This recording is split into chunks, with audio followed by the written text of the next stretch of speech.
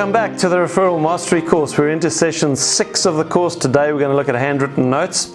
The steps toward mastery that you were meant to complete finally by today were, first of all, to phone through all of your advocates and prime them using the database primer dialog. So you should have got through all your phone calls now. Every successfully primed advocate then got a handwritten note from you, thanking them for their pledge of support.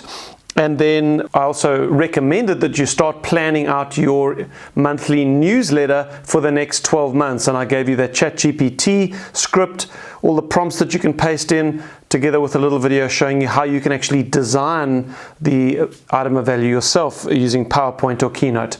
Okay, so today, let's look at the apple tree just to reorientate ourselves. We've now finished with our discussions on the database itself. Yes, we're wanting to produce a repeat and referral business. In order to do that, we need a group of people that are loyal to us. In order to get that database ready, we build, sort, capture, and then prime that database. Now, that's where you should be in the process so far. We've also looked at 2 of the 6 dialogues that I'm going to teach you. The database primer dialog, obviously, that was the one.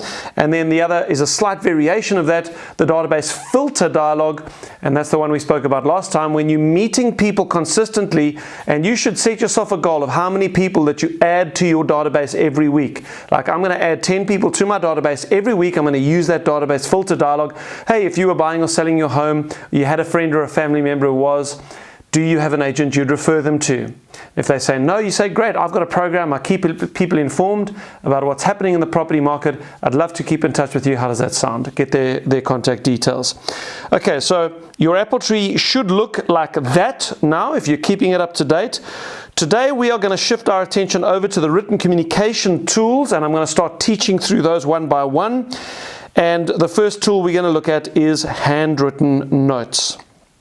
Right, so handwritten notes may be a surprising topic for you because it's kind of old school. I don't know when last you wrote a handwritten note to someone. Maybe it was a birthday card.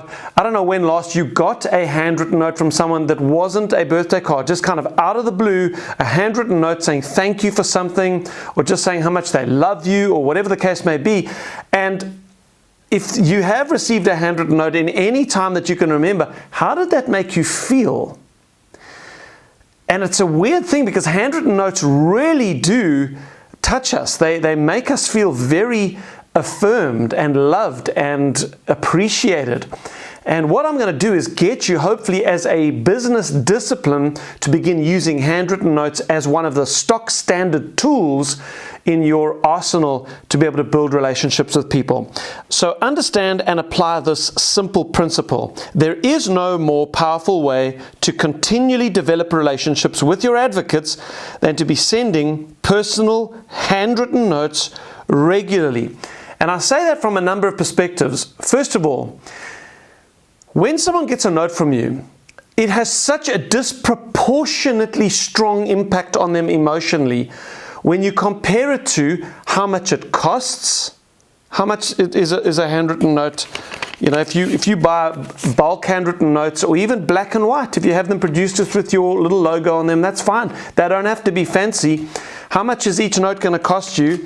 So compared to how little they cost, they have a disproportionately powerful impact on people. And the second thing is how little time they take to write. You know, even the monthly newsletter takes some time. You got to draft, you got to design it. A handwritten note, I can literally grab one of the handwritten notes that's sitting on the edge of my desk. I can write the note and put the address on the front of the envelope and put a stamp on the envelope, and then put the card in the envelope and seal it and put it on the edge of my desk, which I'm going to put in my car and go and mail later. That can all be done in literally 3 minutes. And the power that this thing has on people when they receive it. So when I say there is no more powerful way, you know, what we're trying to do with our referral system is we're trying to build strong, trust-based relationships with a relatively large group of people, 300 people ideally, your advocates. Now, how do you do that? I challenge you to find me one technique that costs as little, that takes as little time, and is as powerful to develop trust and well-meaning with a large group of people consistently than handwritten notes. You will not find it. Okay, so I want to motivate for you the power of these things. It's amazing, actually. I use handwritten notes in my own business. I like to send them to my leaders regularly. It's amazing to me still, after all these years I've been teaching on handwritten notes, having learnt this from Brian Buffini, by the way. Brian was the champion of the handwritten note.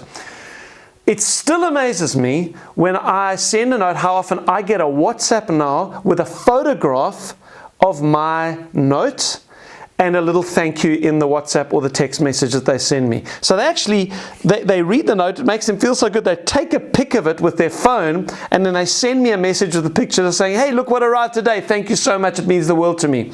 And there's just one example. That was a note to Liz Nell, who actually has the biggest RevShare team in my whole group, and she was the top selling agent in South Africa a couple of years ago. She's a real superstar.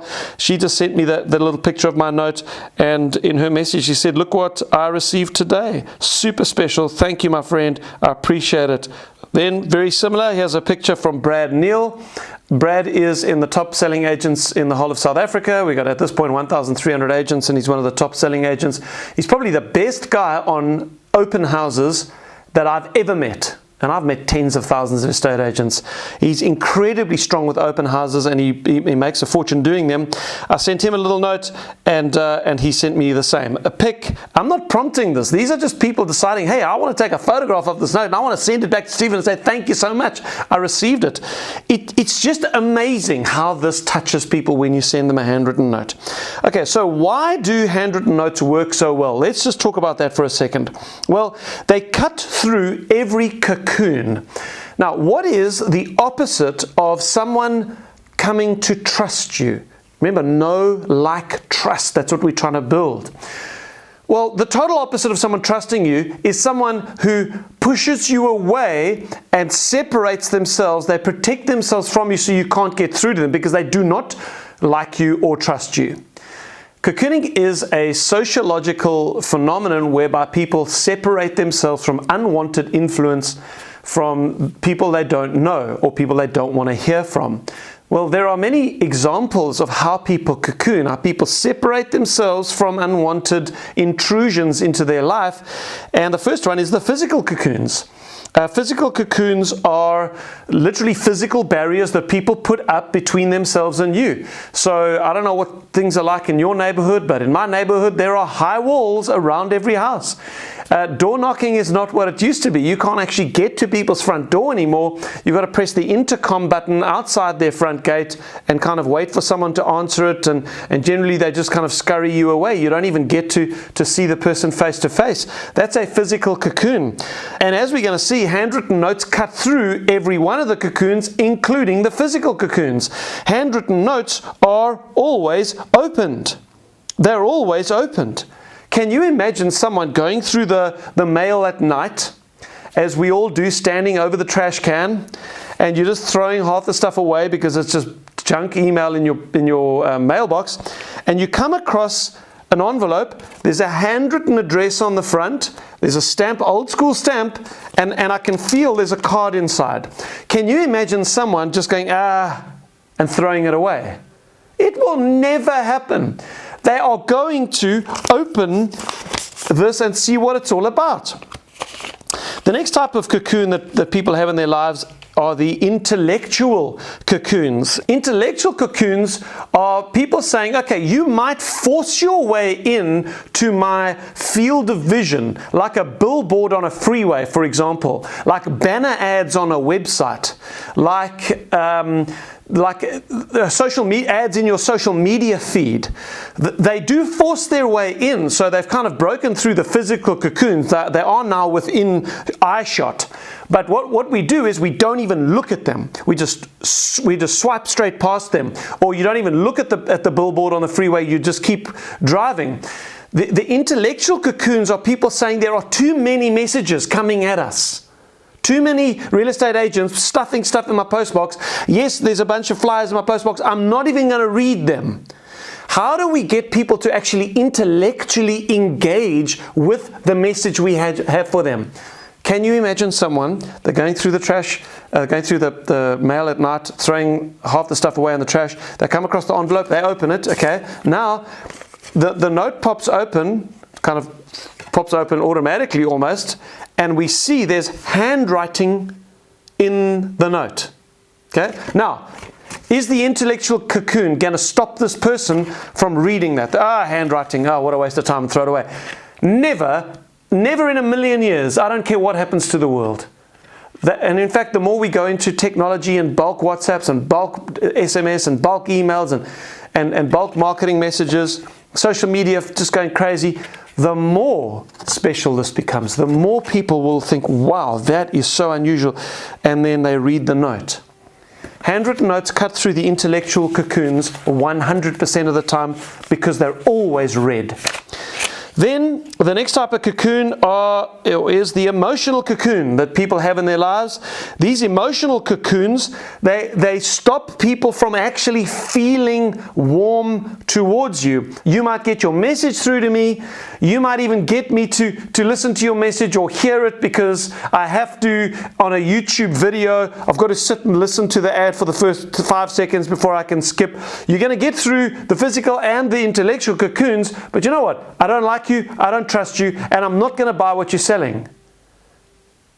People are guarded. They don't want to be interrupted. They don't want to be encroached upon. And emotionally, it is becoming more and more difficult to get people to open to you so that they feel warm towards you. Well, handwritten notes cut through the emotional cocoons. Why? Because handwritten notes always touch people emotionally. They give people the warm and fuzzies. This is a little note, the latest note I wrote. I actually wrote it to my mom. She's going through a hard time at the moment. Her husband has got dementia. So I've just wrote my mom a little note, written my mom a note. It just says, "Dear Ma, just a note to assure you of my prayers for you daily and for Saki. You're in the midst of one of the hardest things any spouse can go through, and your continued love and care for him is beautiful to witness. Stay strong. Love you, Stephen." I can tell you now, that's going to make my mom cry. Handwritten notes just have a way of getting through to people emotionally. I could send this to her on a text message, but it's not going to have the same impact.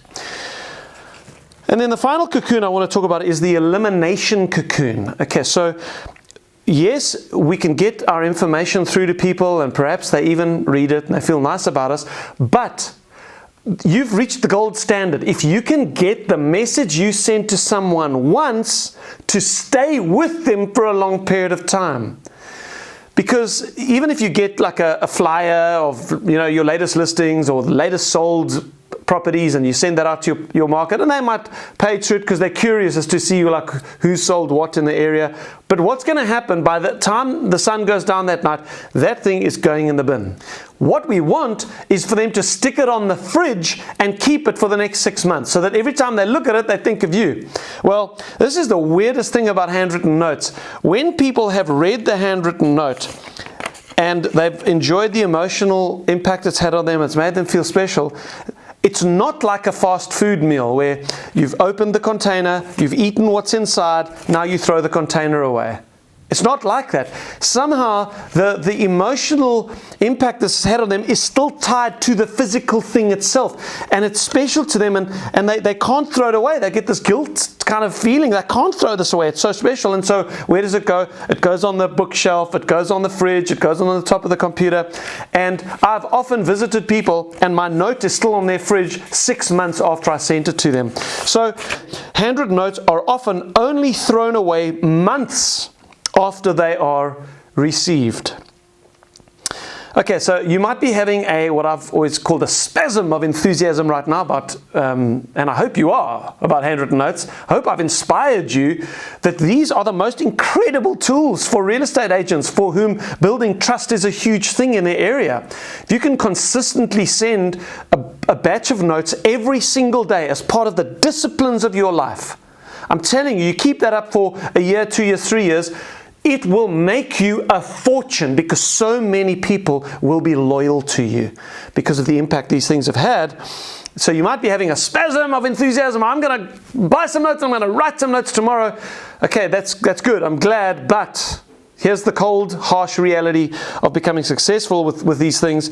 To become successful by writing personal notes, you've got to write them. I remember someone shouting out in a seminar once, yourself. And I said, okay, that's a good start. You know, that guy had figured out the sort of shortcut he was going to be paying his teenagers to write handwritten notes from every day. I said, that's a good start. It's got to be personal, yes, but the words that I want in there are, you've got to write them every day. This has to become a daily discipline. It's got to become because I'm telling you what will happen is you'll write notes for a few days and then I've sent them this week, I've sent enough, I'll pick it up next week. You go a few days without writing them and you just lose the momentum. It's so foreign to our normal daily routine. You've got to do this every single day and create a lifelong habit of it. And the only way to do that is just do it every day.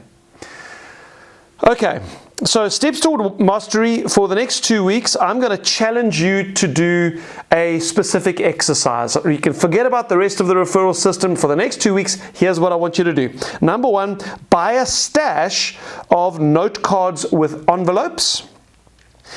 Because you don't want to be hunting around for a note. You know, every day there needs to be the stash on your desk. You can just reach out your hand, grab it, and write one. You can't be like, oh no, I need to go get more for tomorrow.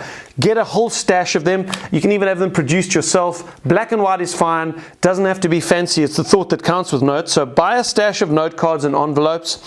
Buy a stash of stamps. Now, I don't know, in your part of the world, if you still have to put a physical stamp on a note card if you post it. Well, if you do, go and get a bunch of stamps.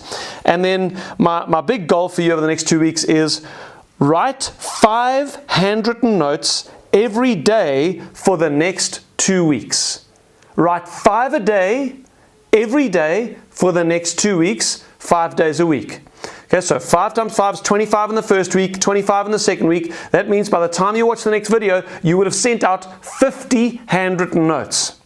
Now, you may not get feedback already by the time we get 2 weeks later with the next session, but within the next 2 weeks after that, you're going to start getting feedback. Like I get photographs of my notes and little thank you text messages. Well, enjoy the process. You're going to touch a lot of people and make a lot of people feel very special with this exercise. So I trust that you do enjoy doing it. And then I look forward to seeing you in session number 7, where we're going to talk about items of value. God bless you, and I'll see you then.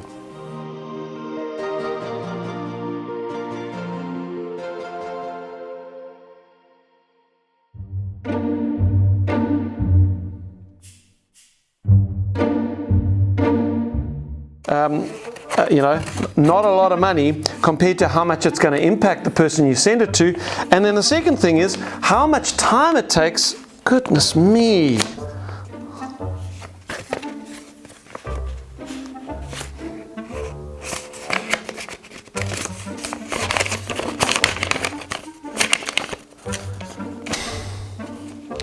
I should leave that in the video.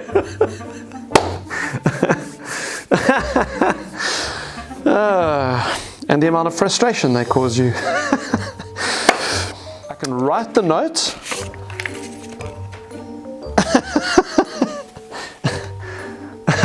Whatever you do, don't use handwritten notes as a technique in your business because they will drive you insane.